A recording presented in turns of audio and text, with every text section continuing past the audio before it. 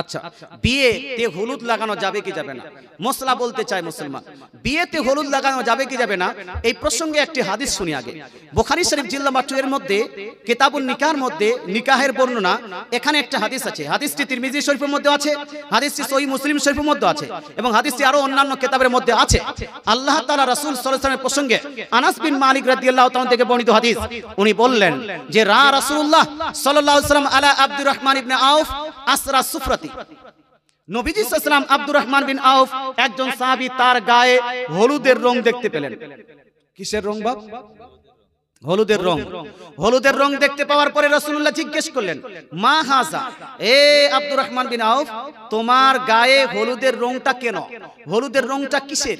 তো তিনি বলছেন, ইয়া রাসূলুল্লাহ ইন্নী তাযাওয়াজতু ইমরাতান, ইয়া রাসূলুল্লাহ, ইয়া হাবিবাল্লাহ, আমি একজন মেয়েকে বিবাহ করেছি, একজন নারীকে বিবাহ করেছি, বিবাহ করার সময় যে হলুদ লাগায় সেটা আমার গায়ে আছে। জোরে বলেন সুবহানাল্লাহ।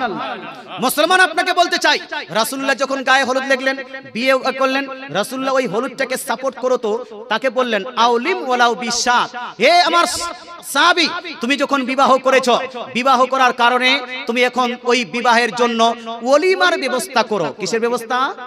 ওলিমার ব্যবস্থা করো। যদিও ওলিমা একটা ছাগল দিয়ে হয়, যদি একটা ছাগল দিয়ে পারো তো ছাগল দিয়েই করো। এই হাদিস থেকে কয়েকটা মশলা প্রমাণ হয়। এক, ওলিমা, বিবাহের সময় ওলিমা করা, এটা হলো সুন্নতে সাহাবা। জোরে বলে সুবহানাল্লাহ। বিবাহের সময় ওলিমা করা, এটা হলো রাসূলুল্লাহ সাল্লাল্লাহু আলাইহি ওয়াসাল্লামের নির্দেশ এবং রাসূলুল্লাহর আপনার সুন্নত দ্বারাও প্রমাণিত। রাসূলুল্লাহ ওলিমা করেছেন, সুতরাং ওলিমা করতে হবে। ওলিমা করার পরে ওলিমা যদি দাওয়াত পান, তাহলে দাওয়াতটা গ্রহণ করা, কিছু কিছু মুহাদ্দিস বলেছেন এটা ওয়াজিব, কেউ বলেছেন সুন্নাতে মুআক্কাদা। দাওয়াতে যেতেই হবে, গ্রহণ করতে হবে। কিন্তু যেই ওলিমাতে গান বাজনা হবে, যেই ওলিমাতে হারামকারী হবে, সেই ওলিমাতে যাওয়া চলবে? এগুলো চলবে না। এখানে কি হয়? গোবরাতে হয় না, না ভালো মানুষ এখানকার, আমি জানি। হ্যাঁ মুসলমান, ওলিমা বুঝতে পারছেন না? বিয়ের পরে যে খাওয়ার অনুষ্ঠান, ওটাকে ওলিমা বলে। বিয়ের পরের দিন যেটা খাবার অনুষ্ঠান করে না, বিয়ে সংক্রান্ত, এটাকে কি বলে? হ্যাঁ, ওটাকে ওলিমা বলা হয়। আপনারা কি বলেন? আচ্ছা, বিয়ের খানে বউ ভাত, বউ ভাত বুঝেন আপনারা? হ্যাঁ, বউ ভাত, ঠিক আছে, বউ ভাত হোক। মুসলমান কোথাও শাশুড়ি ভাত বলে, নতুন শাশুড়ি হয়েছে এই হিসেবে। মুসলমান আপনাকে বলতে চাই, বউ ভাত যেটা আছে, রাসূলুল্লাহ বলছেন বউ ভাতের ব্যবস্থা করো, ওলিমার ব্যবস্থা করো। ওলিমার জন্য যদি তুমি উট জবাই না করতে পারো, পশু গরু জবাই না করতে পারো, যদি তুমি অন্য কিছু জবাই না করতে, ছোট্ট একটা পশু ছাগল জবাই করে তুমি যদি পারো, তো ছাগল জবাই করে করো। ওলিমাতে বরকত আছে, ওলিমাতে রহমত আছে। ওলিমা সাহাবীর সুন্নত, ওলিমা হলো নবীর সুন্নত। কিন্তু ভাই আপনাকে বলতে চাই, ওলিমার দিনে ডিজে গান বাজনা চলবে? চলবে? চলবে না। ওলিমার দিনে নাচ গান করা চলবে না। এই ছেলেরা আপনাকে বলতে চাই, যুবকেরা আপনাকে বলতে চাই, যৌবন কালটাকে ইসলামের পথে চালাও। যদি মরার পরে জান্নাত পেতে চাও, ওলিমার দিনে কুদা জাবা করবে না। আচ্ছা, এই হাদিস থেকে ওলিমা প্রমাণ হলো, বৌভাত প্রমাণ হলো। 2 নাম্বার প্রমাণ হলো এই হাদিস থেকেই যে সাহাবারা গায়ে হলুদ লাগিয়েছেন কি লাগাননি? এটা হানা বলো। হ্যাঁ, গায়ে যদি হলুদ না লাগান, তাহলে হলুদের রং কি করে দেখলেন? তার মানে সাহাবায়ে কেরাম গায়ে হলুদ লাগিয়েছেন। কিন্তু ভাই, এই গায়ে হলুদটাকে দেখে যদিও এটা সাহাবীদের সুন্নত প্রমাণিত হয়, কিন্তু আমাদের দেশে যেভাবে গায়ে হলুদ হয় সেটা সুন্নতে সাহাবা নয়, এটা জায়েজ নয়। আমাদের দেশে যেটা গায়ে হলুদ হয়, আপনার মেয়ে বসে আছে, সমস্ত গ্রামের আপনার ছেলে মেয়েরা এসে তার গায়ে হাত দিয়ে তার শরীরে যেন আপনার হলুদ লাগাচ্ছে। This is not permissible for a Muslim. একজন মুসলমানের জন্য এটা পারমিসিবল নয়, এটা জায়েজ নয়। মুসলমান হলুদ লাগাতে পারবেন, আপনার বিয়ের সময়, আপনার বেটির বিবাহের সময় হলুদ লাগানো যায় আছে। কিন্তু কিভাবে? হলুদ নিলেন, ওটাকে পিছাই করে নিজের শরীরে নিজে নিজে লাগিয়ে দিলেন বিয়ের সময়। কথা বোঝা গেল? নিজে নিজে লাগাবেন, মুখে ঢুকে সব জায়গায় লাগিয়ে দিলেন, এটা জায়েজ। বলছে হুজুর নিজে নিজে লাগাবো, খারাপ লাগবে। হ্যাঁ, ওটা বলছি। হ্যাঁ, ওটা বলছি যে নিজে একটু লাগাচ্ছি, খারাপ লাগছে। বিয়ের দিন একটু খুশিতে কারো কাছে নিতাম, ভালো লাগতো। তো এই সময় আপনি নিজের মাকে বলতে পারেন, আম্মা একটু হলুদ লাগিয়ে দিন। মা আপনার হলুদ লাগাতে পারবে। নিজের বোন যদি চায় যে আমার ভাইয়ের একটু গালে হাত দিয়েছে না হলুদ লাগাবো, লাগাতে পারবে। নিজের বাপ যদি চায় হলুদ লাগাতে পারবে। নিজের ফুফু, নিজের মাসি, নিজের আপনার কি বলছে দাদি, নিজের নানি, নিজের দাদা, নিজের নানা, নিজের চাচা, নিজের মামা, এরা যদি চায় পারবে। ইভেন একজন বন্ধু যদি চায়, ছেলে হিসেবে বন্ধু যদি চায় যে বন্ধুর গালে একটু হলুদ লাগিয়ে দেবো, একটু হাতে লাগিয়ে দেবো, এদিকে সেদিকে না, যেখানে সেখানে হাত লাগানো যাবে না। মুসলমান তাহলে যাবে কিন্তু পাড়ার মহিলাদেরকে দেখে যতগুলো ভাবি আছে, যতগুলো দাদি আছে, যতগুলো নানি আছে, যতগুলো আপনার ফুপু আছে, সব ফুপু দাদি নানিকে ডেকে গায়ে হলুদ লাগাবে। This is not permissible for you, this is না জায়েজ, এটা আপনার জন্য জায়েজ নয়, এটা আপনার পারমিসিবল নয়, এটা হলো নিষিদ্ধ, না জায়েজ এবং গুনাহের কাজ। অনেকগুলো ভাবি আছে, এ ভাই দেওরের বডিতে হলুদ লাগাচ্ছে, বলছে কি বডি রে তোর, ফাটাফাটি বডি, বলে কি বলে না? খবরদার, হোশিয়ার, এই কমেন্টটা এটাও হলো হারাম। আর ভাবির দ্বারা হলুদ লাগানো এটাও হলো হারাম। এটা হলো পুরুষের ক্ষেত্রে আমি বলে দিলাম কতদূর জায়েজ কতদূর না জায়েজ। তদরূপ যদি মেয়ে হয়, মেয়েটা যদি আপনার হলুদ লাগাতে চায়, সেখানে আরো কেয়ারফুল হতে হবে, সেখানে আরো আপনাকে সতর্ক হতে হবে। মেয়েটাকে যদি হলুদ লাগাতে চান, প্রথমত শর্ত হলো এই যে আপনাকে পর্দার ভিতরে রাখতে হবে। এমন না যে ওপেন প্লেসে হলুদ লাগাচ্ছেন, আপনাকে পর্দার ভিতরে, ঘরের ভিতরে যেন আপনি মেয়েটাকে হলুদ লাগাবেন, মেয়েটা নিজে হলুদ লাগাবে, দিস ইজ পারমিসিবল, এটা আপনার জন্য জায়েজ আছে। মেয়ের মা যদি একটু লাগাতে চায় লাগাতে পারবে। মেয়ের নিজের বাবা যদি একটু গালে লাগিয়ে দিতে চায়, বেটির গালে লাগাতে পারবে। মেয়ের নিজের ভাই যদি একটু গালে লাগাতে চায় দিতে পারবে। মেয়ের নিজের বোন যদি একটু হাতে গালে লাগাতে চায় লাগাতে পারবে। কিন্তু অন্যান্য মহিলারা এই যে পেটে এদিকে সেদিকে হাত দিয়ে যে হলুদ লাগায়, এটা জায়েজ নয়। তদ্রূপ গ্রামের পুরুষদেরকে দেখে ওই আপনার যুবতী মেয়ের গায়ে হাত দিয়ে যে হলুদ লাগানোর যে প্রথা আছে, দিস ইজ টোটালি হারাম, এটা হলো হারাম, এটা চলবে না। কিন্তু ভাই আমাদের দেশে চলে কি চলে না? তো কিছু জায়েজ আছে, কিছু না জায়েজ আছে, কিছু নিষিদ্ধ আছে। যতটা জায়েজ সেতটা চালান, যেটা না জায়েজ সেটা না জায়েজ বন্ধ করে দেন। আল্লাহ তাআলা আমাদের বুঝার তৌফিক দান করুক, বলেন আমিন। এটা প্রশ্নের উত্তর হয়ে গেল। মুসলমান আপনাকে বলতে চাই, হবে না ভাই, যদি কেউ মসজিদের নামে দান করত জমি, বাপ মারা গেছে, মা মারা গেছে, তো জমি দান করলে খুব ভালো হতো। আর এই দানটা সবথেকে গ্রহণযোগ্য এই জন্য যে বুখারী শরীফ জিলদ নাম্বার 1 হাদিস নাম্বার আপনার 2756 মধ্যে এক সাহাবীর নাম হলো সাদ বিন ওবাদা রাদিয়াল্লাহু তাআলা আনহু লিপিবদ্ধ আছে যে নবীজির দরবারে উপস্থিত হয়ে আরজ করলেন, ইয়া রাসূলুল্লাহ, ইন্না উম্মি উফতুলিতাত, আমার মা তোফিয়াত, আমার মা ইন্তেকাল করে গেছেন, ওয়া আনা গায়িবুন আনহা, ইয়া রাসূলুল্লাহ হাবিবাল্লাহ, আমার মা যখন ইন্তেকাল করেন তখন আমি আমার মায়ের পাশে ছিলাম না, ইয়া রাসূলুল্লাহ ইয়ানফাউহা শাইকুন ইন তাসাদদাকতু বিহি আনহা, ইয়া রাসূলুল্লাহ, আমার ওই মৃত মায়ের জন্য যদি আমি কিছু দান করি, সাদকা করি, খায়রাত করি, এই মৃত মায়ের কাছে সেই দান সাদকা খায়রাতের নেকি যাবে কি যাবে না? রাসূলুল্লাহ বলছেন না, অবশ্যই তোমার ওই মৃত মায়ের জন্য কোন দান সাদকা খায়রাত যদি করো, এই দান সাদকা খায়রাতের নেকি তোমার মৃত মা পেয়ে যাবে। জোরে বলেন সুবহানাল্লাহ। এই সাহাবী নবীজির এই উত্তর শোনার পরে নবীজি সাল্লাল্লাহু আলাইহি ওয়াসাল্লামকে বলছেন, ইয়া রাসূলুল্লাহ, ইন্নী উশহিদুকা, আমি আপনাকে সাক্ষী রাখছি, আমি আপনাকে গবাহ সাক্ষী রাখলাম, ইন্না হায়াতিল মিকরাব, হুজুর, এই যে সামনে আপনি দেখছেন খেজুরের বাগানটি, এই খেজুরের বাগান, গোটা বাগানটা আমি আমার মায়ের জন্য দান করে দিলাম। জোরে বলেন সুবহানাল্লাহ, জোরে সুবহানাল্লাহ। ইমাম বুখারী রাদিয়াল্লাহু তাআলা আনহু এই হাদিসকে কেন্দ্র করে প্রমাণ করেছেন যে একজন মৃত ব্যক্তির জন্য, বাবা মায়ের জন্য জমি দান করা, এটা হলো সাহাবীর সুন্নাত। বাবা মায়ের জন্য গাছ দান করা, এটা হলো সাহাবীর সুন্নাত। বাবা মার জন্য ফল দান করা, এটা হলো সাহাবীর সুন্নাত। আর বাবা মার জন্য, বাবা মার পক্ষ থেকে মানুষের আহারের ব্যবস্থা করা, এটাও হলো সাহাবীর সুন্নাত। জোরে বলে সুবহানাল্লাহ। মুসলমান, এই হাদিস থেকে আচ্ছা বলুন তো, খেজুরের বাগানটা দান করলো মৃত মায়ের নামে, তো ওই খেজুরের বাগানটা, খেজুরের গাছ আছে কি নাই? যদি খেজুরের গাছ না থাকে, খেজুরের বাগান কি করে হলো? আচ্ছা, খেজুরের গাছ যখন খেজুর লাগবে কি লাগবে না? খেজুরগুলো যেগুলো লাগবে, গাছে লাগবে, ওগুলো কি ফেলে দিবে না মানুষকে খাওয়াবে? হানা বলুন, কে খাবে? মানুষ খাবে। তার মানে হলো ওই মৃত্যু ব্যক্তির পক্ষ থেকে খাবারের আয়োজন খেজুরের গাছ দিলে না, ওই গাছে আছে খেজুর, আর এই খেজুরটা খাওয়াবেন কাকে? মানুষকে। মানুষ খাওয়ার পরে পেট ভরে যেটা খাওয়ার পর যেটা আপনার নেকি হবে, সেই নেকিটা যাবে কোথায়? ওই সাহাবীর মায়ের কবরে। জোরে বলে সুবহানাল্লাহ। আচ্ছা আপনারা ভাবুন তো, বর্তমান আমাদের এলাকায় মেন খাদ্য হলো ভাত নাকি? আমাদের এলাকায় মেন খাদ্য ভাত, 2 নাম্বার হলো রুটি। নবীজির জামানায় মেন খাদ্য কি ছিল বাপ? 2 নাম্বার রুটি। 2 নাম্বার কি? রুটি। মেন খাদ্য রাসূলুল্লাহর জামানায় ছিল খেজুর, 2 নাম্বার হলো রুটি। আজকের যুগে মেন খাদ্য হলো আপনার ভাত। এই জন্য রাসূলুল্লাহর এই হাদিসের উপর কেউ যদি আমল করতে চায়, সাহাবীর এই হাদিসের উপর কেউ যদি আমল করতে চায়, আমল করার উদ্দেশ্যে মৃত বাবা মার নামে যদি খাবারের আয়োজন করে, এটা জায়েজ হবে না জায়েজ হবে? সুন্নত হবে না বেদাত হবে ভাই? এই সুন্নত না বেদাত? এই জন্য আহলে সুন্নাত ওয়াল জামাত মৃত ব্যক্তির জন্য জমিও দান করে, ফলও দান করে, খাবারের আয়োজন করে। ভাই কেউ যদি পারেন মসজিদে জমি দান করার, কারো যদি ক্যাপাসিটি থাকে, শক্তি থাকে, সামর্থ্য থাকে, অবশ্যই দান করুন। মসজিদে দান করবেন।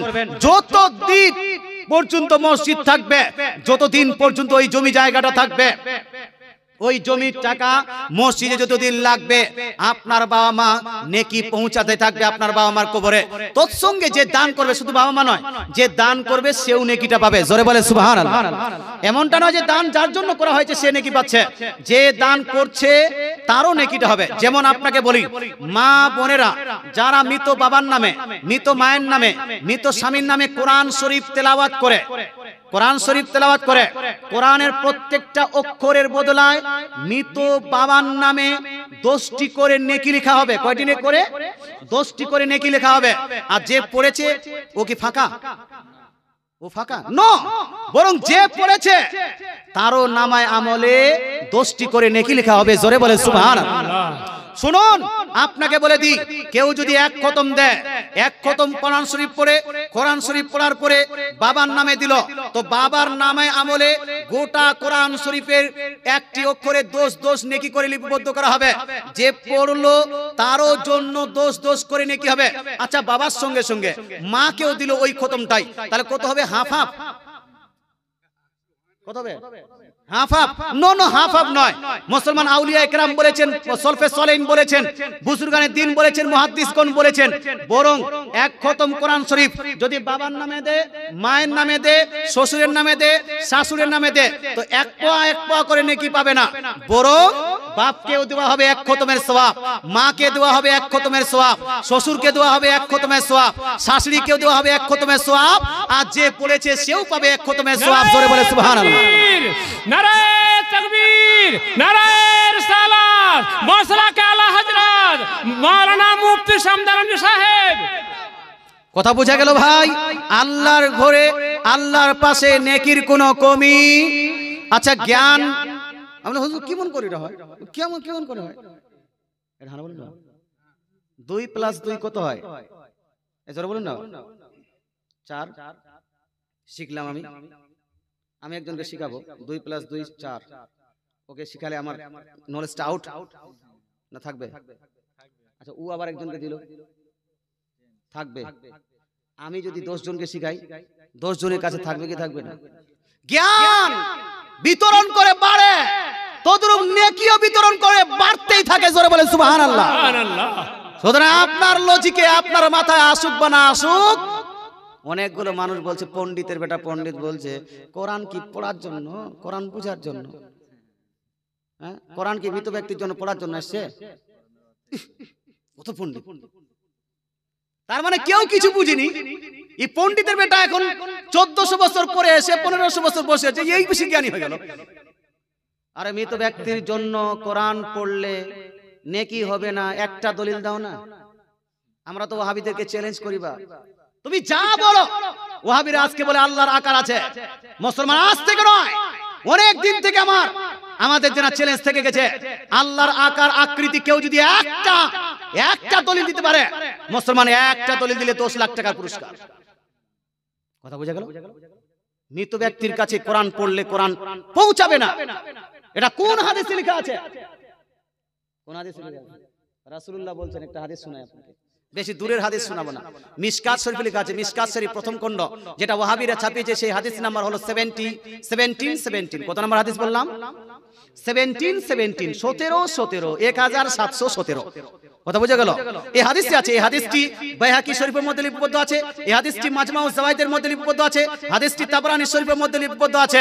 ইমাম ইবনে হাজার আসকালানী বলছেন হাদিসটি হাসান সনদে বর্ণিত হয়েছে। ইমাম মুল্লা বদরুদ্দিন আইনি বলেছেন উমদাতুল কারীর মধ্যে হাদিসটি হাসান সনদে বর্ণিত হয়েছে। হাদিসটি হলো এই, রাসূলুল্লাহ সাল্লাল্লাহু আলাইহি ওয়াসাল্লাম বলছেন, আল্লাহ তাআলা রাসূল বলছেন, ইদা মাতা আহাদুকুম ফালা তাহবিসুহু, যখন তোমাদের মধ্যে কেউ ইন্তেকাল করবে, ইন্তেকাল করার পরে সেই ব্যক্তিকে আপনার বাড়িতে বন্দী করে রেখে দিও না। হে মুসলমান, মাছ যে খাচ্ছেন, মাছ হলো দুই রকমের, একটা হলো তাজা, একটা হলো বরফ দেওয়া। আছে কি নাই? এই জোরে বলুন, আছে কি নাই? বরফ দেওয়া মাছ কতদিন যে বরফ দেওয়া আছে বলতে পারবেন? 4 দিন 5 দিন 14 দিন ধরে কত দূর থেকে এসে বরফ দেওয়া মাছ। কি হুজুর? হ্যাঁ মুসলমান, আপনাকে বলতে চাই, একটু পরে 2 মিনিট। তো মাছকে বরফ দিয়ে রাখা যায় 2-4 দিন ধরে, কিন্তু একজন বাপ যদি মারা যায়, বাপকে বরফ দিয়ে রাখা যাবে? মাকে বরফ দিয়ে রাখা যাবে? বেটা আছে সৌদি আরবে, আস্তে আস্তে 4 দিন লাগবে, বরফ দিয়ে রাখা যাবে? রাসূলুল্লাহ বলছেন, যখন তোমাদের মধ্যে কেউ মারা যাবে, ফালা তাহবিসুহু, তাকে ধরে বন্দী করে রেখে দিও না, ওয়া আসরিউ বিহি ইলা কবরিহি, তাকে নিয়ে তাড়াতাড়ি কবরে পৌঁছে দাও, দাফন করে দাও। জোরে বলে সুবহানাল্লাহ। আর দাফন করার পরে কি করবে? ওয়ালি ইয়াকরা বিফাতিহাতিল কিতাব ইনদারাসি, আর তোমাদের উচিত দাফনের পরে তার মাথার পাশে এসে, মাথার দিকে এসে, দাফনের পর মাথার দিকে এসে সূরা ফাতিহা পাঠ করো, অথবা সূরা বাকারার প্রথম অংশ পাঠ করো। ওয়া ইনদা রিজলাইহি বিখাতিমাতিহা, আর তার ওই কি বলছে, তার পায়ের দিকে গিয়ে সূরা বাকারার শেষ অংশটি পাঠ করো। রাসূলুল্লাহ সাল্লাল্লাহু আলাইহি ওয়াসাল্লাম আপনার বলছেন, মৃত ব্যক্তিকে দাফন করার পরে সূরা ফাতিহা অর্থাৎ ফাতিহা পড়ো, সূরা বাকারা পড়ো। এবার এখন পণ্ডিতের বেটা পণ্ডিত লাগাও, ওই পড়াটা কি বুঝার জন্য করেছেন? ওখানে পড়াটা কি বুঝার জন্য? মুসলমান, আপনাকে বলতে চাই, যদি শুধু বুঝাটাই জরুরি হতো, পড়লে নেকি না হতো, পড়লে সওয়াব না হতো, পড়লে বরকত রহমত না হতো, তাহলে পড়ার দিকে কোনো হাদিস আসতো না। কোরআন বুঝার জন্য অবশ্যই এসেছে, আমি এটাকে অস্বীকার করছি না, কিন্তু শুধু বুঝলেই নেকি আর পড়লে নেকি নয়, এটা আপনি কোথায় পেলেন? রাসূলুল্লাহ তো বলছেন, কোরআন বুঝো বা না বুঝো, কোরআনের একটি কেউ যদি অক্ষর পড়ে, মান করা হারফাম মিন কিতাবিল্লাহ ফালাহু বিহি হাসানা, নবী সাল্লাল্লাহু আলাইহি ওয়াসাল্লাম বলছেন, কেউ যদি কোরআনের একটা অক্ষর পড়ে, বুঝে পড়ুক আর না বুঝে পড়ুক, একটি অক্ষর পড়লে 1 নেকি হবে, ওয়ালা হাসানাতু বিআশরি আমসালিহা, আর 1 নেকি হবে 10 নেকির সমতুল্য। জোরে বলেন সুবহানাল্লাহ, এর জোরে বলেন সুবহানাল্লাহ। রাসূলুল্লাহ বলছেন, লা আকুল আলিফ লাম মিম হারফুন, আমি বলছি না যে আলিফ লাম মিম একটি অক্ষর, বরং আলিফুন হারফুন, লামুন হারফুন, মিমুন হারফুন। তিরমিজি শরীফ হাদিস, তিরমিজি শরীফ জিলদ নাম্বার 2 হাদিস নাম্বার 3158, ইমাম তিরমিজি বলেছেন, হাসা হাদিসুন হাসানুন সহিহুন, হাদিসটা হলো হাসান এবং সহিহ হাদিস। রাসূলুল্লাহ বলছেন, আলিফ লাম মিম, এটা হলো 3টি অক্ষর, আলিফ একটা অক্ষর, লাম একটি অক্ষর, মিম একটি অক্ষর। রাসূলুল্লাহ বলছেন, কেউ যদি আলিফ লাম মিম পড়ে, আলিফ লাম মিম পড়ার কারণে 30 খানা নেকি হবে। জোরে বলেন সুবহানাল্লাহ। আচ্ছা, পৃথিবীর একটা মাস্টার দেখান তো, একটা ডাক্তার, একটা মৌলবি দেখান তো যে আলিফ লাম মিমের অর্থটা বলে দিবে। আছে কেউ? আলিফ লাম মিমের অর্থ কেউ জানে না? আলিফ লাম মিমের যদি অর্থ না জানে, বুঝে যদি নেকি না হতো হুজুর, তাহলে আলিফ লাম মিম পড়লে কোনো নেকি হতো? হ্যাঁ, বিনা বুঝে কোরআন পড়লে যদি নেকি না হয়, তাহলে আলিফ লাম পড়ে কোনো নেকি হবে? হবে না, ওর হিসাবে হয় না। মাস্টার সাহেব, ডাক্তার সাহেব, আপনাকে বলছি, যারা সবকে না, সবাই তো এরকম করে না, 2-1টা মাস্টার এরকম আছে যারা বলছেন যে না, খালি পড়ে বুঝেই, এখন যদি সবাইকে বুঝা ফরজ করে দেন, মেয়েরা বুঝতে পারবে না। বুঝাটা দরকার, বুঝার জন্য চেষ্টা করতে হবে, বুঝার জন্য বলতে হবে মানুষ যে তুমি পড়তে যখন জানো, কোরআন শরীফের তরজমা পড়ো, বুঝার চেষ্টা করো। কিন্তু এমনটা নয় যে কোরআন শরীফের তরজমা জানে না, বুঝতে পারে না, সেই ব্যক্তির জন্য নেকি হবে না। আসুন তো, কোনো এমন কোন মাস্টার যাবে কোরআন শরীফ ধর করে পড়ে বুঝে নিবে না? পড়তে পারবে না অতটা। তো যাই হোক ভাই, বলতেটা চাই, কোরআন বুঝলেও নেকি, কোরআন পড়লেও নেকি হবে না হবে না? কোরআন এমনিতে তেলাওয়াত করলেও নেকি, সূরা ফাতিহা বুঝে পড়লেও নেকি, না বুঝে কেউ যদি তেলাওয়াত করে তবু নেকি হবে না হবে না? হবে। তাই কেউ যদি মৃত ব্যক্তির জন্য কোরআন শরীফ পড়ে, আসুন না আপনি কয়টা হাদিস জানেন বাপ? হয়তো 10টা, হয়তো 20টা, হয়তো কেউ 1000, 2000, 4000, 5000, 10000, 20000, 1 লাখ ধরে নেন। গোটা বিশ্বের মধ্যে এমন মুহাদ্দিস পাবেন না এখন বর্তমান যে 1 লাখ হাদিস জানে না। 1 লাখ হাদিস জানওয়ালা নাই পৃথিবীতে। 1 লাখ হাদিসের জ্ঞানী গোটা পৃথিবীতে নাই। 1 লাখ হাদিস জানে, একটু 1 মিনিট, 1 লাখ জানেওয়ালা নাই।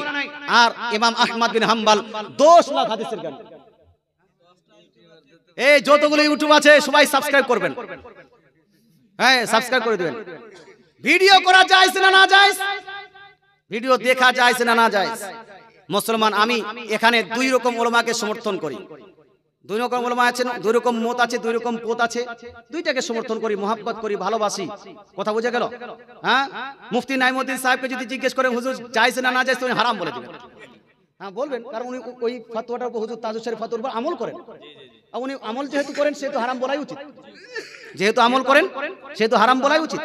কিন্তু আমি যে সমস্ত উলামা একরাম জায়েজ বলেছেন, যে সমস্ত উলামা একরাম এটাকে জায়েজ বলেছেন, সেই উলামা একরাম যেমন মুফতি মুনাসির আজমে হিন্দুস্তান হিন্দ মুফতি মতিউর রহমান সাহেব, যেমন আপনার মুহাক্কিকে মাসাইলে জাদিদা মুফতি নিজামউদ্দিন সাহেব, রাইসুল মুহাক্কিকিন হযরত আল্লামা মাওলানা মুফতি সাইয়্যিদ শাইখুল ইসলাম ওয়াল মুসলিমিন সাইয়্যিদ মাদানী মিয়া মাদ্দাজিল্লাহুল আলী, পাকিস্তানের হাজারো মুহাক্কিক উলামা একরাম, বাংলাদেশের হাজারো মুহাক্কিক উলামা একরাম, আপনার শাম, লেবানন, মিশর, ইজিপ্ট, এই যে মিশর আপনার আল আজহার ইউনিভার্সিটি, হ্যাঁ আল আজহার ইউনিভার্সিটির হাজারো আপনার ফারেগিন এবং আজহার ইউনিভার্সিটির এখন বর্তমান যে উলামা একরাম আছেন, এরা এই ভিডিওকে জায়েজ বলেছেন যদি ইসলামিক হয়। জোরে বলেন সুবহানাল্লাহ। সুবহানাল্লাহ। যেহেতু এতগুলো উলামা একরাম জায়েজ বলেছেন, এই জন্য আমরা এটাকে জায়েজ মনে করে করি। কেউ যদি না জায়েজ বলছেন, হারাম বলেন তার তাহকিক মোতাবেক, তাকে আমরা সমর্থন করি যে হতে পারে, যেহেতু এটা নতুন মাসলা, ইখতিলাফ হতে পারে কি পারে না? হতে পারে না? সব মাসলা কি এক হয়ে থাকবে? ইখতিলাফ হতে পারে, নতুন মাসলা। তো তারা যদি ওটা বলেন তো আমি তাকে সমর্থন করি, ভালোবাসি। কিন্তু যারা জায়েজ বলছে, জায়েজ বলার কারণে তাকে গুমরাহ বলা যাবে, হানা বলেন না বাপ, গাও গুমরাহ বলা যাবে না। যে জায়েজ বলছে, জায়েজ বলার কারণে সেই মুফতিদেরকে গালি দেওয়া যাবে না। 2-4টা এরকম এবার হয়েছে, চুচকা পুচকা এবার হয়েছে। যদি কেউ খালি জায়েজের ফতোয়া দেয়, বলছে ও হারাম হয়ে গেছে, মাসলা কারাত মানে না, ই মানে না, ও মানে না, এ বুঝেই না বেটা, এ বুঝেই না যে ইখতিলাফ উম্মতি রাহমা, ইখতিলাফ উম্মতি রাহমা, এটাও একটা উম্মতের ইখতিলাফ। হুজুর তাজুশ শরিয়া আলী হদিস মানে ফতোয়ার উপর আমল করবে, আলহামদুলিল্লাহ সেটাও আমল করা যায় আছে। অন্যান্য আপনার মুহাক্কিকগণের ফতোয়ার উপর আমল করবে, এটাও জায়েজ আছে। মুসলমান আপনাকে এই ভিডিওকে কেন্দ্র করে কাউকে হারাম বলা যাবে না। কিছু আবার ফতোয়া দিচ্ছে যে না ওই যে জায়েজ বলেছে ওর বক্তৃতা শুনে হারাম। বেশি মুফতিগিরি আপনার করে পশ্চিম বাংলার মধ্যে ঝামেলা লাগানো এটা সঠিকই নয়। কথা বোঝা গেল? কেন আপনি একটা ফতোয়ার উপর আমল করেন না? কে নিষেধ করেছে আপনি? হ্যাঁ, কে নিষেধ করেছে? কিন্তু যারা আপনার অন্য ফতোয়ার উপর আমল করছে তাকে আপনি কেন হারাম বলবেন? তার বক্তৃতা শুনে হারাম বলবেন কেন? কেন আপনাকে অধিকার কে দিয়েছে? এটা করিয়েন না। আপনি যে কোনো একটা ফতোয়ার উপর আমল করেন, কাউকে হারাম বলেন না। আমি শুনেছি কিছুদিন আগে আমাকে একজন ওই ভিডিওকে জায়েজ বলার কারণে বলছে এ গুমরাহ হয়ে গেছে। গুমরাহ কাকে বলে জানে? এরা গুমরাহ সংজ্ঞা পর্যন্ত জানে না। মুসলমান আপনাকে বলতে চাই, তার মানে মুফতি মতিউর রহমান সাহেব গুমরাহ, মুফতি আপনার কি বলছে নিজামউদ্দিন সাহেব গুমরাহ। খবরদার হোশিয়ার, খবরদার হোশিয়ার। আপনাদের এই উল্টাপাল্টা ফতোয়ার কারণে বড় বড় মুহাক্কিক উলামা একরামরা গুমরাহ, নাজায়েজ, হারামের ফতোয়া চলে যাচ্ছে। সুতরাং আমি আপনাকে বলবো, জোরহাত করে বলবো, নিজের ফতোয়ার উপর আমল করেন আর অন্যকে সমর্থন করেন, রেসপেক্ট করতে শিখেন। কথা বোঝা গেল ভাই? হ্যাঁ, খামাখা বাড়াবাড়ি করে সুন্নিদের মধ্যে ঝামেলা লাগানো যাবে যাবে না। নিজের ফতোয়ার উপর আমল করেন। আল্লাহ তাআলা আমাদের সবাইকে, সমস্ত উলামা একরাম, সমস্ত মুহাক্কিক উলামা একরামকে আমল করার তৌফিক দান করুক, বলেন আমিন। যেহেতু আমরা জায়েজ বলে এই জন্য বলছি, যতগুলো ইউটিউবার আছে আমাদের সুন্নি, যতগুলো ইউটিউবার আছে সমস্ত সুন্নি চ্যানেলকে সাবস্ক্রাইব করতে হবে, আর যতগুলো ওয়াহাবি চ্যানেল আছে সমস্তকে আনসাবস্ক্রাইব করতে হবে। হ্যাঁ, ওয়াহাবির যত চ্যানেল সেটাকে আনসাবস্ক্রাইব করেন, আর যেটা সুন্নি চ্যানেল ওটাকে কি করতে হবে? সাবস্ক্রাইব করতে হবে। সুন্নিতে যদি ওয়াজ দেখতে হয় তাহলে ওয়াজ সুন্নিদের দেখতে হবে, ওয়াহাবিদের ওয়াজ দেখা যাবে? হানাউনে যাবে না। কোন ওয়াহাবি দেবন্দি নেচরি খেচরি কোন আপনি ওয়াজ দেখবেন না। 2 নাম্বার একটু কথা আমি আপনাকে পরিষ্কার করে দিই। হুজুর তাজুস শরিয়া আলাইহি রহমাতুল ইসমান যেভাবে ভিডিও বানাকে হারাম বলেছেন, ভিডিও বানানোকে হারাম বলেছেন, ভিডিও বানোয়ানো মানে ভিডিও করা, খিচনা আর খিচুয়ানা। ভিডিও নিজেও করতে পারবে না, কেউ বক্তৃতা করছে তার কেউ করছে করতেও দেওয়া যাবে না, দুইটাই হারাম। 2-3 নাম্বার হুজুর তাজুস শরিয়া বলছে ভিডিও দেখাও হারাম। কি রে ভিডিও দেখাও হারাম, যেটা ইসলামিক প্রোগ্রাম দেখেন যা দেন ওটাও হারাম। তো 3টাই হারাম ওনার কাছে। তাহলে কেউ যদি আমল করে তাহলে দেখাও বন্ধ করতে হবে, করাও বন্ধ করতে হবে, কাউকে করতেও দিতে হবে না। এই জন্য হুজুর তাজুস শরিয়া আলমী আমার হলেন শিক্ষক। আমি ওনার কাছে শিক্ষকতা গ্রহণ করার জন্য অনেক চেষ্টা মেহনত করে দারুল ইফতাতে গিয়ে খুব কাবুতিমিতি করে ওনার কাছে শিক্ষকতা গ্রহণ করেছি। আলহামদুলিল্লাহ হুজুর তাজুস শরিয়া আলমী ইসলামকে আমি খুব বেশি ভালোবাসি। কিন্তু এই জন্য হুজুর তাজুস শরিয়া এটার উপরে এত কঠোর ছিলেন আর কঠোরভাবে আমল করতেন যে এখন পর্যন্ত আপনি হুজুর তাজুস শরিয়া কোনো ভিডিও পাবেন না। না কেউ নকল করে, একটা বের হয়েছিল, একটু ছোট্ট একটা বের হয়েছিল, আমরা তাকে যারা দেখাচ্ছিল আমি নিষেধ করছিলাম না, যেহেতু উনি এত বড় একজন বুজুর্গ নিষেধ করেছেন, মানা করেছেন, সেহেতু উনার এটা চালানো যাবে না, দেখাও যাবে না, ফটো পাবেন না, ভিডিও পাবেন না, কিচ্ছু পাবেন না। হ্যাঁ জি, এত সুন্দরভাবে উনি আমল করেছেন। যাই হোক, কিন্তু এখন অনেক ওলামা একরাম আছেন, আপনি যেটার উপর চাইবেন আমল করতে পারেন। আল্লাহ তাআলা আমাদের আমল করার তৌফিক দান করুক, বলেন আমিন। যাই হোক, নামগুলো বলেন। উনি একটা প্রশ্ন রেখেছেন যে হাফিজ আলিম মৌলানারা জামাতে নামাজ পড়ে না কেন? আমার হিসেবে প্রশ্নটাই ভুল। কিছু বলিয়েন না, এখন আমি ব্যাখ্যা করছি। প্রশ্নটাই ভুল। আপনি বলবেন যে হুজুর হাফিজ আলিম মৌলানারা জামাতে নামাজ পড়ে না, তো জামাতটা করে কে? এটা কিছু, এটা ঠিক হলো, এটা প্রশ্ন ঠিক হলো। জি আচ্ছা, হ্যাঁ শুনেন, এখন বলতে হচ্ছে কিছু কিছু, হ্যাঁ শুনেন হাফিজ আলিম মৌলানারা তো জামাত করায় কি করে না? তাহলে জামাতে অংশগ্রহণ করে। অনেক সময় দেখবেন যে যারা ইমাম নয় তারা জামাতে অংশগ্রহণ করে।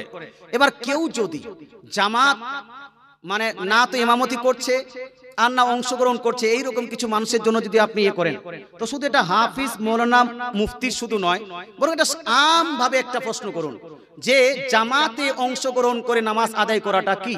ইসলামের দৃষ্টিকোণ থেকে জামাতে অংশগ্রহণ করে নামাজ আদায় করাটা হলো ওয়াজিব। এটা কি? যদি সুযোগ থাকে, সুবিধা সুযোগ থাকার সময় জামাতে নামাজ আদায় করা এটা হলো ওয়াজিব। সে হাফিজ হোক, মৌলভী হোক, মুফতি হোক, মুহাদ্দিস হোক, মুহাক্কিক হোক, যাই হোক না কেন, বা পাবলিক হোক, মেম্বার হোক, মুফিয়া হোক, মোড়ল হোক, যাই হোক না কেন, মুসলমান সবারই জন্য, মুসলমান নামে পরিচিত ব্যক্তি যদি থাকে, জামাতে নামাজ আদায় করাটা হলো ওয়াজিব। স্বেচ্ছায় ইচ্ছাকৃত অলসতার কারণে স্বেচ্ছায় ইচ্ছাকৃত প্রতিনিয়ত ভাবে কেউ যদি এটা জামাত পরিত্যাগ করে, তাহলে এই জামাত পরিত্যাগ করার কারণে হবে ফাসিক, গুনাহগার। এই ফাসিকে মুলিন হবে। যদি এই ফাসিকে মুলিন হয়, এ যদি অন্য কোনো দিন জামাত করতে চায়, ইমামতি করতে চায়, এর পিছনে নামাজ পড়া চলবে না। ফাসিকের পিছনে নামাজ পড়া হলো মাকরুহ তাহরিমি। আল্লাহ তাআলা আমাদের বুঝার তৌফিক দান করুক। তো হাফিজ সাহেবের জন্য জামাত পরিত্যাগ করা জায়েজ হবে না, মৌলভী সাহেবের জন্য জায়েজ হবে না, মেম্বার সাহেবের জন্য জায়েজ হবে না। আর সেক্রেটারি, কেশিয়ার, সভাপতি হওয়ার পরে এরা যে আপনার জামাতে আসছে না, এদের জন্য জায়েজ হবে। কথা কি বোঝাতে পারছি?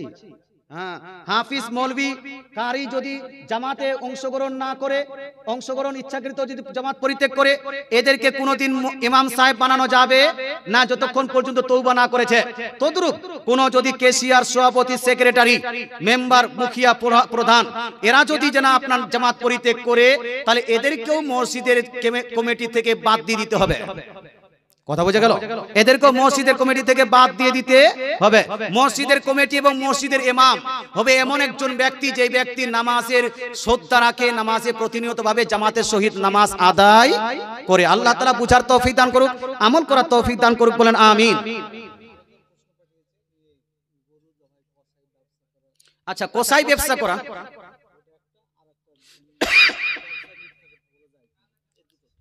আচ্ছা একটা হলো কেউ বলছেন যে হুজুর কোসাইগিরি করা যাবে কি যাবে না। আরেকজন প্রশ্ন করেছেন যে ব্যবসার খাতিরে মিথ্যা বলা যাবে কি যাবে না। মুসলমান দুইটাই হলো ইম্পর্টেন্ট প্রশ্ন, এটা এই জন্য আমি বলতে আপনার বলা ইচ্ছা করছে। তো আর কেউ যায় না ভাই, আমার ওয়াজ শেষের দিকে, আমি 2 ঘন্টার বেশি ওয়াজ করি না, কিন্তু আমার মনে হয় 2 ঘন্টা পার হয়ে গেছে এখানে। হ্যাঁ মুসলমান, আমি শেষের দিকে আছি, 2-1টা প্রশ্ন উত্তর দিয়ে আমার বক্তৃতা শেষ করব। আচ্ছা 2,500, উনি বলছেন যে হুজুর একটু বুদ্ধি আছে, উনাকে আড়াই করেন, আড়াই করে 5,000 করে দেন, 2 বন্ধু মিলে 5,000 হয়ে যাবে না? হয়ে যায়। নারায়ে তাকবীর, নারায়ে রিসালাত, নারায়ে রিসালাত। ডালিম সাহেবের পাশে কি আছে? কে ওটা? সাদ্দাম। ডালিম সাহেব এবং সাদ্দাম সাহেব আড়াই হাজার করে 5,000 টাকার দাতা। সাদ্দাম সাহেব দিয়ে দিবেন 2,500 টাকা, আড়াই করে 5,000 নিয়ে নেবেন। মাশাআল্লাহ, সুবহানাল্লাহ। আচ্ছা বকুলদা কি নাম বলছিলেন বলেন? HP digital sound. ঠিক আছে, ইনশাআল্লাহ আমরা শেষে সবারই জন্য এই যে যারা 2,500 টাকা দিতে চেয়েছেন, 1,000 টাকা দিয়েছেন, 1,000 টাকা দিয়েছেন, 1,000 টাকা শেষ নাকি? পুরো 1,000 1,500 দিবে। যাই হোক,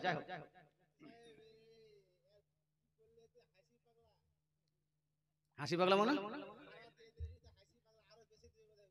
না না ও আচ্ছা যাই হোক, না ভালো মানুষ, খুব ভালো মানুষ। এই তো ইউটিউবের এতগুলো আমি সাবস্ক্রাইব করে দিলাম। 1,000 কি নাম? হানিফ। ওই এইচপি ডিজিটাল সাউন্ড থেকে হানিফ বাবু দিচ্ছেন 1,000 টাকা। নারায়ে তাকবীর, নারায়ে রিসালাত। হানিফ সাহেব, এইচপি ডিজিটাল সাউন্ড যারা সাবস্ক্রাইব করে নেবেন। হ্যাঁ কি নাম বড় ভাই? কই আনসার, আপনারও আছে নাকি? কি আপনার কত? 1,000। এই আনসার সাহেব, তো আপনারটা কি নাম? আনসার সাউন্ড জালসা থেকে ইউটিউব চ্যানেল থেকে উনি দিয়েছে 1,000 টাকা। নারায়ে তাকবীর, নারায়ে রিসালাত, নারায়ে রিসালাত। আনসার সাউন্ড জালসা কেউ সাবস্ক্রাইব করে নেবেন। আর কে?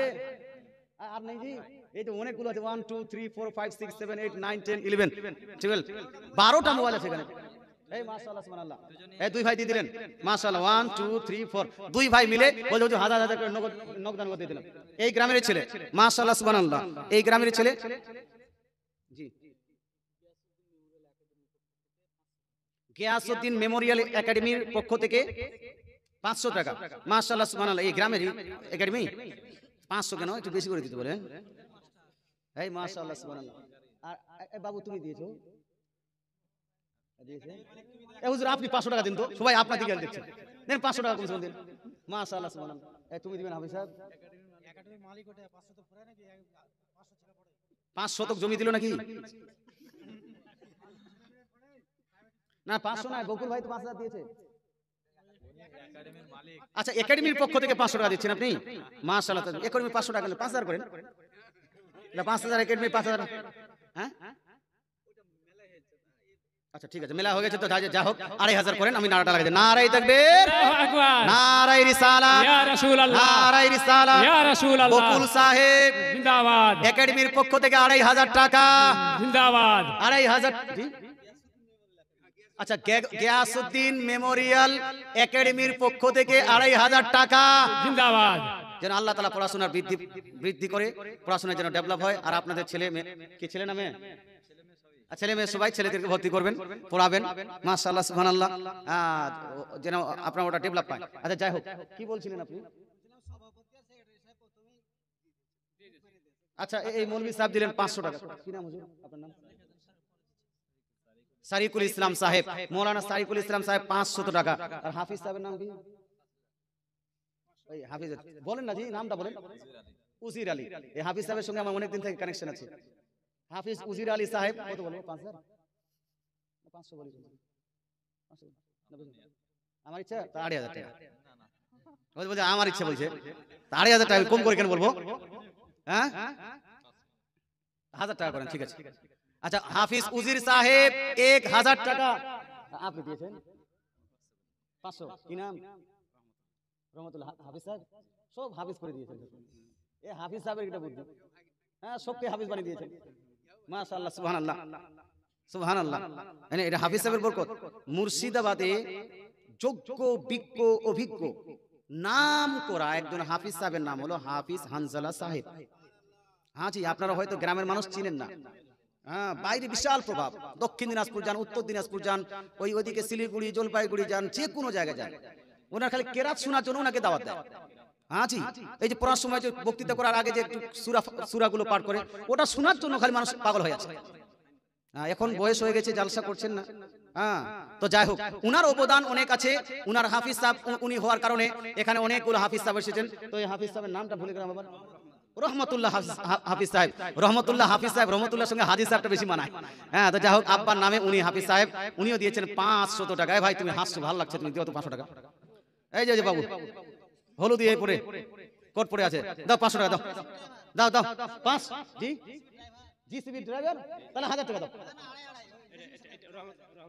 এই আপনার বাড়িয়ে যাচ্ছে, লোকে ভয় পালিয়ে যাবে, লোকে ভয় পালিয়ে। এই বাবু জিসিবি ড্রাইভার ভাই, আসো, 1000 টাকা দাও, 1000 টাকা, 1000 টাকা দাও দাও দাও। আর বন্ধু আর কেউ নাই তোমার? কোনো ড্রাইভার নাই? আর জিসিবি ড্রাইভার না, টোটোর ড্রাইভার নাই কেউ? টোটোর গুলো কমসে কম 500 করে দাও।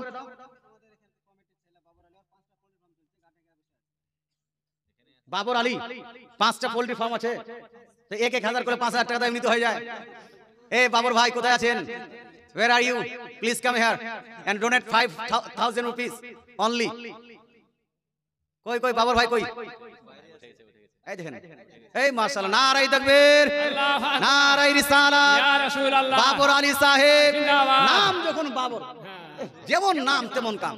নারায়ে তাকবীর, বাবর আলী সাহেব জিন্দাবাদ। 5,000 টাকার দাতা। জিন্দাবাদ। পোল্ট্রি যদি খান তো ওর পোল্ট্রি খেয়ে নেবেন।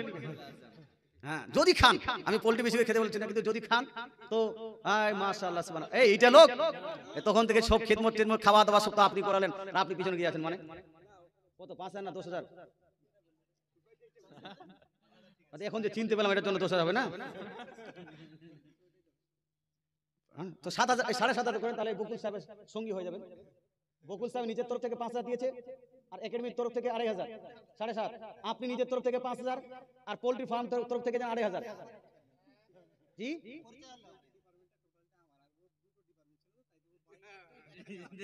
আচ্ছা যাই হোক, 7,500 করে 5 থাকবে, ঠিক আছে।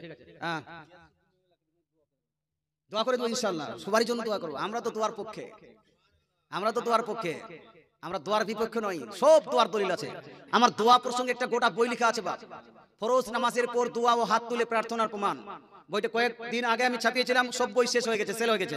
আবার কলকাতা থেকে একটা বই আসবে, আপনার 1 সপ্তাহের মধ্যে আসবে। বইটার নাম হলো সহি নামাজ। সহি নামাজ প্রায় 350 পৃষ্ঠার বই। এখানে আপনার ওই কি বলছে, নিয়তের আগে থেকে শুরু করে নিয়ে নামাজের পরে সম্মিলিত মুনাজাত পর্যন্ত সমস্ত যেটা হানাফিদের আপনার অ্যাক্টিভিটি, সমস্ত প্রসঙ্গে 20টা 25টা 30টা করে দলিল দেওয়া আছে। আর সহি না জয়ীফ না হাসান সব সনদ উল্লেখ করা আছে, কে সহি বলেছে ওটারও উল্লেখ করা আছে। এই জন্য জি না আনা হয়নি, ইনশাআল্লাহ কয়েকদিনের মধ্যে বইটা আসবে পেলে। আর আপনার যদি যারা শিক্ষিত মানুষ, যারা ওয়েবসাইট ঘাটেন, আমার একটা পার্সোনাল ওয়েবসাইট আছে, পশ্চিমবাংলার সবথেকে বড় ওয়েবসাইট, আমার নিজস্ব ওয়েবসাইট। সেই ওয়েবসাইটটার নাম হলো www.keyofislam.com, keyofislam.com, keyofislam.com ইন্টারন্যাশনাল আপনার ওয়েবসাইট। এই ওয়েবসাইটটা আমেরিকা, লন্ডন, তারপর সাউথ আফ্রিকা, দুবাই, কাতার, ইয়ামান, ওমান সব জায়গায় ভিজিট করে। আমাদের সবসময় যেন সব জায়গায় ভিজিট করছে। কি অফ ইসলাম, ইসলামের চাবি, ইসলামের চাবি। কি অফ islam.com এ গিয়ে আপনি অনেকগুলো বই আপলোড করা আছে। মুফতি নুরুল আরিফিন সাহেবের বই, মুফতি গোলাম সামদানি সাহেবের বই, আমার বইগুলো আছে, মুফতি জুবাইর সাহেবের বইগুলো আছে, মুফতি আবুল কালাম আজাদের বই আছে, অনেকগুলো বই আছে। কি অফ islam.com এ যাবেন, ওখান থেকে বইগুলো ডাউনলোড করে পড়বেন, আপনার বিষয়ভিত্তিক বই পাবেন। ফরজ নামাজের পরে দোয়া করা যাবে কিনা, বই আমার ওখানে আপলোড করা আছে। আপনার তারাবি 20 রাকাত না 8 রাকাত, ওখানে বই আপলোড করা আছে। নবীজি জীবিত না মৃত, বই আপলোড করা আছে। এরকম অনেকগুলো বই আপলোড করা আছে। তারা এই ভিতর নামাজ 3 রাকাত না 1 রাকাত, মুসলমান 3 রাকাতের ভিতর প্রসঙ্গে আমি গোটা একটা বই লিখে দিয়েছি। দলিল আর দলিল, দালালি চলে না, সুন্নিদের কাছে দালালি চলে না, দলিল আর দলিল। তো বইগুলো আপনি ডাউনলোড করে পড়ার চেষ্টা করবেন। যাই হোক ভাই, অনেকক্ষণ থেকে অনেক কিছু আলোচনা করছি, আর আলোচনা আগে বাড়াচ্ছি না। যারা পারবেন একটু 100 200 400 500, কি নাম, রাহুল বাবু আমার দিয়েছেন 500 টাকা। আমি যেটা বলছিলাম সেটা হল লাস্ট, আপনার কোসাইগিরি করা যায় না না যায়? কোসাইগিরি করা কোসাইগিরি করা কিছু মানুষের ধারণা, কোসাইগিরি করলে যে জবাই করছে প্রতিদিন বা সপ্তাহে একদিন, কিয়ামতের দিন ওরও যেন জবাই করা হবে, এরকম কিছু মানুষের ধারণা আছে। খবরদার, হোশিয়ার। বলুন তো, গরুর গোশত খাওয়া হালাল না হারাম? হারাম বলুন না। খাসির গোশত খাওয়া হালাল না হারাম? হারামও আছে, হালালও আছে। কি করুন করে হালাল?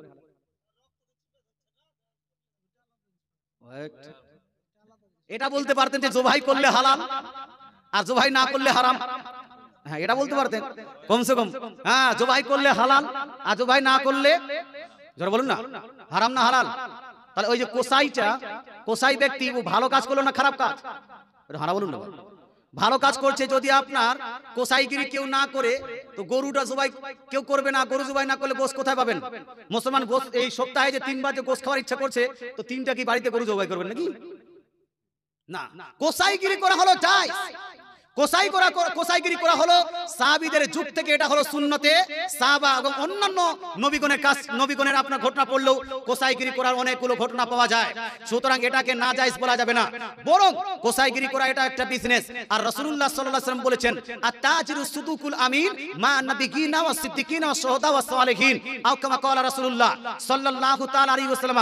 কেউ যদি ন্যায়পরায়ণতার সহিত, সততার সহিত কেউ যদি বিজনেস করে, তো বিজনেস করার কারণে কাল কিয়ামতের মাঠে উত্তপ্ত ময়দানে, কঠিন আযাবের দিনে এই ব্যক্তির হাসর হবে নবী এবং শহীদগণের সঙ্গে। জোরে বলে সুবহানাল্লাহ। মুসলমান, এই জন্য কেউ যদি কোসাইগিরি করে আর সঠিক মানে ন্যায়পরায়ণতার সহিত, সততার সহিত কোসাইগিরি করে, এখানে যদি মানুষকে ধোঁকা না দেয়, বোকা না বানায়। অনেকগুলো কোসাই আছে, ওই আপনার পাল্লার নিচে একটু কিছু লাগিয়ে দিয়েছে, 1 কিলোকে 1 কিলো বানিয়ে দিয়েছে, আছে কিনা? হ্যাঁ, এইরকম করা যাবে না, মানুষকে ধোঁকা দেওয়া যাবে না। তবে হ্যাঁ, গরুতে আপনি লাভ করার জন্য যে গরুতে আসল দাম পড়ছে 150 টাকা, আপনি 200 টাকা কেজি নিতে পারবেন। আসল দাম পড়ছে 150 টাকা কেজি, আমি 200 টাকা কেজি বিক্রি করব, যাতে 50 টাকা করে লাভ হয়। এটা করতে পারেন, এটা আপনার ইচ্ছা, এটা করতে পারেন। কিন্তু মানুষকে ধোঁকা দেওয়া যাবে, ধোঁকা দেওয়া যাবে না। মুসলমান, যাই হোক, 2 নাম্বার প্রশ্ন করেছিলেন বিজনেসের ক্ষেত্রে মিথ্যা বলা যাবে কি যাবে না? মুসলমান, বিজনেসের ক্ষেত্রেও মিথ্যা বলা যাবে না। বলছে মিথ্যা না বললে বিজনেসে ডেভেলপ হবে না। এটা আপনাকে কে বলেছে? শয়তান আপনার মাথায় এটা পার্সেল দিয়ে দিয়েছে যে মিথ্যা না বললে বিজনেস হবে না। গোটা পৃথিবীর মধ্যে যতগুলো বিজনেসম্যান, যতগুলো বিজনেস করেছে, সব থেকে বেশি বিজনেসে লাভবান হয়েছিলেন আমার রাসূলুল্লাহ। জোরে বলে সুবহানাল্লাহ। হযরত খাদিজাতুল কুবরা রাদিয়াল্লাহু তাআলা আনহা যখন বিজনেসে রাসূলুল্লাহ সাল্লাল্লাহু আলাইহি ওয়াসাল্লাম ইন্টারফিয়ার করেছেন, আপনি ইনভলভ হয়েছেন, সেই বছর সব থেকে বেশি হযরত খাদিজাতুল কুবরা রাদিয়াল্লাহু তাআলা আনহা বিজনেসে লাভ হয়েছে কি হয়নি? হয়েছে। তো রাসূলুল্লাহ কি মিথ্যা বলেছিলেন? হ্যাঁ বলুন। ঝুট বলেছিলেন? নাউযুবিল্লাহি মিন যালিক। তা আপনার মাথায় কে দিয়েছে যে মিথ্যা না বললে বিজনেসে লাভ হবে না? মিথ্যা না বললে সবথেকে বেশি লাভ হয়। ন্যায়পরায়ণ, সততার সহিত যদি বিজনেস করেন, মানুষ যদি জানে যে এ হলো সৎ ব্যক্তি, তার সঙ্গে মানুষ বিজনেস করতে ভালোবাসবে কি বাসবে না? ভালোবাসবে। এই জন্য বলবো ভাই, বিজনেসের খাতিরেও কেউ মিথ্যা বলবেন না। মুসলমান, যারা আপনার এখন পর্যন্ত দান করতে বাকি আছেন, মুসলমান 100, 200, 150, 200 আপনার 10, 20 যা আছে একটু দিয়ে যান তো তাড়াতাড়ি করে। একবার দরুদ শরীফ পড়ি, তার মধ্যে যারা যতটুকু পারবেন দিয়ে যাবেন। হ্যাঁ, দরুদ শরীফ পড়ি। আল্লাহুম্মা সাল্লি আলা সাইয়্যিদিনা মাওলানা মুহাম্মদ ওয়া আলা আলি সাইয়্যিদিনা মাওলানা মুহাম্মদ সাল্লাল্লাহু আলা মুহাম্মাদিন সাল্লাল্লাহু আলা মুহাম্মদ হরিদম ज़बान से निकलो पाक नामी मुहम्मद हरिदम ज़बान से निकलो शफीआना मुहम्मद सल्लल्लाहु अलैहि वसल्लम। আচ্ছা, এখানে অনেকগুলো প্রশ্ন করেছেন, এর মধ্যে এখানে একটা প্রশ্ন করেছিলেন যেটা বারবার যেন বলছে যে তাবলিগ, আহলে হাদিস, ফারাজি, শিয়া এদের পিছনে নামাজ আদায় করা যাবে কি যাবে না? বাচ্চারা মসজিদে যদি বাচ্চারা আওয়াজ করে, তাহলে বড় মানুষ তাদেরকে মারে বা বকাবকি করে? না না, বকাবকি করবেন না। বাচ্চাদেরকে যদি মসজিদে নিয়ে যান আর তারা যদি আওয়াজ করে, তাকে মারাও যাবে না, বকাবকিও করা যাবে না, তাকে বুঝাতে হবে। বাচ্চাদেরকে না নিয়ে গেলেও শিখবে কিভাবে? হ্যাঁ, শেখানোর জন্য অবশ্যই মসজিদে নিয়ে যাবেন। আর বাচ্চা যখন আছে তখন তো একটু চেঁচামেচি করবে, যখন চেঁচামেচি করবে তো আপনার দায়িত্ব হলো, বড় হয়ে আপনার দায়িত্ব হলো বাচ্চাটাকে বুঝিয়ে দেওয়া। আর সুন্দরভাবে বললে বাচ্চাটা বেশি মানবে। আর যদি একবার মারামারি করেন, গালি টালি দেন, আর বাচ্চা দ্বিতীয়বার মসজিদে যেতে চাইবে না, ও বাচ্চা বুড়া হয়ে যাবে কিন্তু মসজিদে আর যাবে না। এই জন্য মসজিদে যারা যাচ্ছে যে বাচ্চারা, সেই বাচ্চাদেরকে গালি দেওয়া, ওকে তাচ্ছিল্য করা, ওকে যেন ক্রিটিসাইজ করা অথবা ওকে ব্যঙ্গ করা, হ্যাঁ, বাচ্চারা কিন্তু অনুভব করতে পারে যে আমাকে ছোট্ট মনে করছে, আমাকে ব্যঙ্গ করছে, এটা করবেন না। জানাজার পর পুরুষের লাশ দেখা জায়েজ কি? অনেকে বলে না জায়েজ না, পুরুষের লাশ দেখতে চাইলে দেখতে পারবেন। হযরত মুহাম্মদ সাল্লাল্লাহু আলাইহি ওয়াসাল্লামকে বিশ্ব নবী বলা যাবে কি যাবে না? কেন বিশ্বের নবী উনি নন? হ্যাঁ, বিশ্বের নবী নন। অনেকগুলো মানুষ আছে যারা বিশ্বের নবী বলা। আচ্ছা, আমি যদি বলি মক্কার নবী, মদিনার নবী, তার মানে কি হবে যে শুধু মক্কার নবী? হ্যাঁ, আমরা বলেন আমিনার লাল, বলি কি বলি না? তার মানে কি শুধু আমিনার লাল? শুধু আমিনার লাল? আমরা বলি মাদিনী নবী, মক্কি কিয়ামত, মাদানী কিয়ামত, মাদানী বলি কিনা? মাদানী মানে কি মদিনার নবী। তার মানে কি শুধু মদিনার নবী উদ্দেশ্য করে কেউ? হ্যাঁ, মদিনাতে জন্মগ্রহণ করেছেন এই জন্য মদিনার নবী, মক্কাতে জন্মগ্রহণ করেছেন এই জন্য মক্কি নবী বলি, মদিনাতে হিজরত করেছেন এই জন্য মাদানী নবী বলি, বলি কি বলি না? হ্যাঁ, হযরত আমিনা রাদিয়াল্লাহু তাআলা আনহার ঘরে জন্মগ্রহণ করেছেন এই জন্য আমিনার লাল বলি। হ্যাঁ, তার মানে এটা নয় যে যারা এটা বলছে তার কোনোদিনই উদ্দেশ্য হয় না শুধু মক্কা, শুধু মদিনা, এরকম হয় না। না, আমাদের নবী বলি কি বলি না? বলি কি বলি না? আচ্ছা, আমাদের বলতে কি মানুষ? আচ্ছা, নবীজি গাছপালার নবী ছিলেন কি ছিলেন না? ধরে বলেন না বাবা। পশু পাখির নবী ছিলেন কি ছিলেন না? তা আমাদের নবী কেন বললেন আপনি? আমাদের নবী কেন বললেন? তো এই যে বাংলাদেশে কিছু বক্তার মাথায় ঢুকে গেছে বিশ্ব নবী বললে শুধু বিশ্বের নবী মেনশন হয় না, এই কথাটা ধারণা ভুল। বিশ্বের নবী বলছি আমরা এই জন্য, যেমন মাক্কি বলছি কারণ মক্কায় জন্মগ্রহণ করেছেন, মাদানী বলেছি মদিনায় জন্মগ্রহণ করে মদিনায় আগমন করেছেন, তদ্রূপ বিশ্বের বলছি এই জন্য যে হুজুর সাল্লাল্লাহু আলাইহি ওয়াসাল্লাম বিশ্বে আগমন করেছেন। জোরে বলেন সুবহানাল্লাহ। বিশ্বে আগমন করেছেন, রাহমাতাল লিল আলামিন তো হন। কেউ এটাকে অস্বীকার করে না। বিশ্ব নবী যখন বলে তখন কারো এটা মাথায় আসে না শুধু বিশ্ব, শুধু বিশ্ব মাথায় আসে। এই জন্য নবীকে বিশ্ব নবী বলতে কোনো সমস্যা নেই। যদি বিশ্ব নবী বলা না যায় তাহলে আমাদের নবীও বলা যাবে না, মক্কি নবীও বলা যাবে না। মেরা নবী মেরা নবী মেরা নবী হে, তো মেরা নবী কেন? তোমার একাই নবী নাকি? হ্যাঁ, তো মেরা নবীও বলা যাবে না, তেরা নবীও বলা যাবে না, হ্যাঁ, কিছুই বলা যাবে না। তো এটা ব্রেনটাকে একটু ক্লিয়ার করুন। হ্যাঁ, এমনটা নয় যে সুন্নি আলিম কেউ বললে যে ওর কথাটা মেনেই নিতে হবে, ওই যে ঠিক বললো না, কারো মিস্টেক হতেই পারে। হ্যাঁ, এখানে যারা ওটাকে বলছে বিশ্বনবী বলা যাবে না, শুধু একটা জ্বলনে বলেছে যে ওয়াহাবিরা এটা বেশি বলে, এই জন্য জ্বলনে বলে দিয়েছে বিশ্বনবী বলা যাবে না, আর কোনো অন্য কোনো উদ্দেশ্য নেই। যাই হোক, হ্যাঁ, তবে কেউ যদি এটা বলে যে বিশ্বনবী বলতে শুধু বিশ্বর নবী, শুধু বিশ্বের নবী কেউ যদি মেনশন করে তাহলে এটা এই হিসাবে বলা যাবে না। রাসূলুল্লাহকে শুধু বিশ্বের নবী বলা যাবে না, নবী হলেন কুল কায়নাতের নবী। জোরে বলে সুবহানাল্লাহ। মুসলমান, আল্লাহর যত মাখলুকাত, সমস্ত মাখলুকাতের নবী হলেন মুহাম্মদ সাল্লাল্লাহু তাআলা আলাইহি ওয়াসাল্লাম। এই হিসেবে কেউ যদি শুধু বিশ্ব বলে, মাথায় যদি থাকে ওর যে শুধু বিশ্ব, তাহলে এই আপনার হিসেবে নবীকে বিশ্ব নবী বলা যাবে না। কিন্তু আমি যতটুকু রিসার্চ করেছি, বিশ্ব নবী যারা আমরা বলি, আমাদের বলার সময় এটা কোনোদিন মাথায় ধারণাও আসে না যে শুধু তিনি বিশ্বের নবী, শুধু কথাটা কোনোদিন মাথায় আসে না। আল্লাহ তাআলা বুঝার তৌফিক দান করুন, বলেন আমিন। আচ্ছা, ডক্টর জাকির নায়েক, মিজানুর রহমান আজারি, আব্দুল খালেক, সৈয়দপুরি ব্রাদার মুজাফফর, এরা হচ্ছে গোস্তাকে রসুল, এদের কি আওয়াজ শোনা যাবে? আচ্ছা, গোস্তাকে রসুল আপনি তো আগে হুকুম লাগিয়ে দিলেন। মুসলমান যদি যারা এদের হোক বা অন্য কোন, যদি কোনো ব্যক্তি আহলে সুন্নাতুল জামাতের অনুসারী না হয়, যদি কারো আকীদা আহলে সুন্নাতুল জামাতের বিরোধী হয়, যদি কারো আকীদা কোরআন হাদিস বিরোধী হয়, কোরআন হাদিস বিরোধী একটা আকীদা বলে দিই, নবী আল্লাহ তাআলার জন্য আকার বিশিষ্ট মানা, আল্লাহকে দেহ বিশিষ্ট মানা, এটা হলো কোরআন হাদিস বিরোধী আকীদা। নবী মৃত, যেমন এই যে আব্দুর রাজ্জাক বলেছে নবী কবরে মৃত আছে, এটা হলো কোরআন হাদিস বিরোধী, কোরআন হাদিস বিরোধী আকীদা।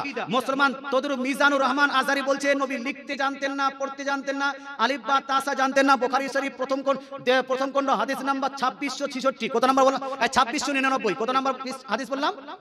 2699 মধ্যে স্পষ্ট হাদিস লিপিবদ্ধ আছে, ফাআখাযা রাসূলুল্লাহ সাল্লাল্লাহু আলাইহি ওয়াসাল্লাম আল কিতাব ফাকাতাবা হাদা মা কাযা আলাইহি মুহাম্মদ ইবনে আব্দুল্লাহ, অর্থাৎ রাসূলুল্লাহ সাল্লাল্লাহু আলাইহি ওয়াসাল্লাম কাগজ কলম নিয়ে কাতাবা লিখলেন হাজা মা কাজা আলাইহি মুহাম্মদ ইবনে আব্দুল্লাহ।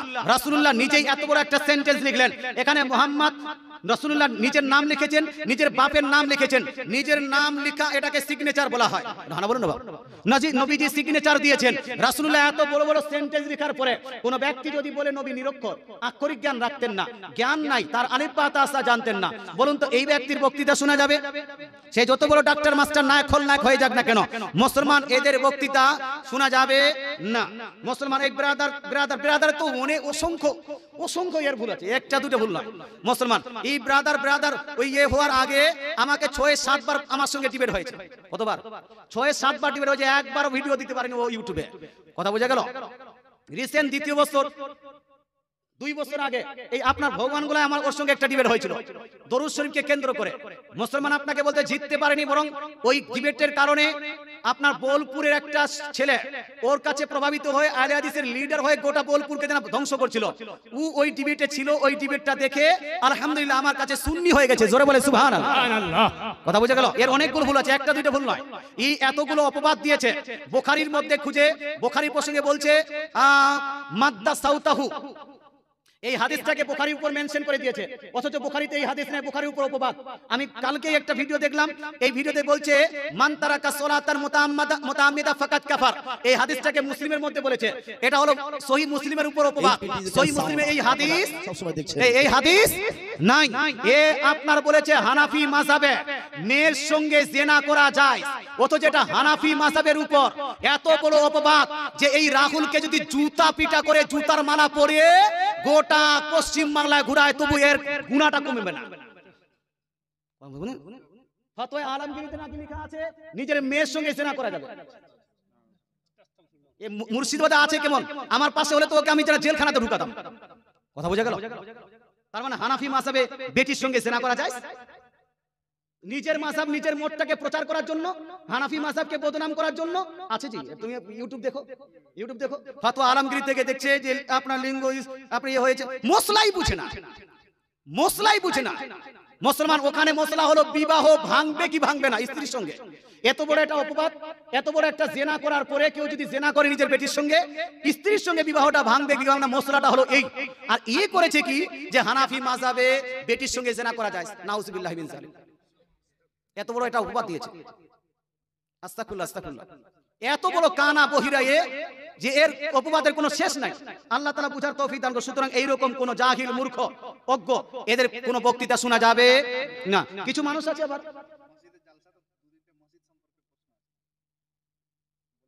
এখন আর করিয়েন না, আমি বক্তৃতা শেষ করি।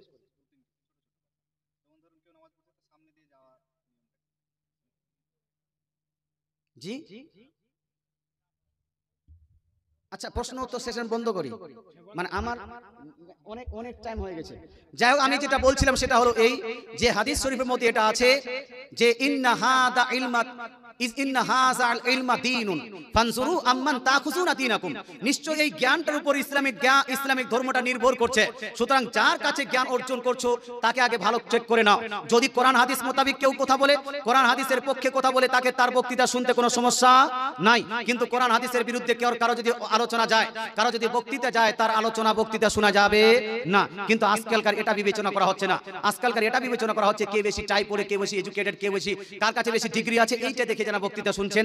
আল্লাহ তাআলা আমাদের বুঝার তৌফিক দান করুক, আমল করার তৌফিক দান করুক, আহলে সুন্নাত ওয়াল জামাতের উপর প্রতিষ্ঠিত থাকার তৌফিক দান করুক, বলেন আমিন। এই বলে বক্তৃতা আমি ইতি টানছি। বক্তৃতার মাঝে বলতে গিয়ে কষ্ট তো কাউকে না কাউকে লাগতেই পারে। মুসলমান এই জন্য যার কে কষ্ট লেগেছে, যদি আমার বক্তৃতায় কেউ কষ্ট পেয়ে থাকেন তাহলে ক্ষমা প্রার্থী। আর যদি কোরআন ও হাদিসে কোনো রকম ত্রুটি করে থাকি তাহলে আমি তওবা পড়তেছি, আস্তাগফিরুল্লাহ রাব্বি মিন কুল্লি জামবি ওয়া আতুবু ইলাইহি, লা ইলাহা ইল্লাল্লাহু মুহাম্মাদুর রাসূলুল্লাহ সাল্লাল্লাহু তাআলা আলাইহি ওয়া আলিহি ওয়াসাল্লাম ওয়া মা আলাইনা ইল্লাল বালাগ। আসসালামু আলাইকুম ওয়া রাহমাতুল্লাহি ওয়া বারাকাতুহু। আসুন একটু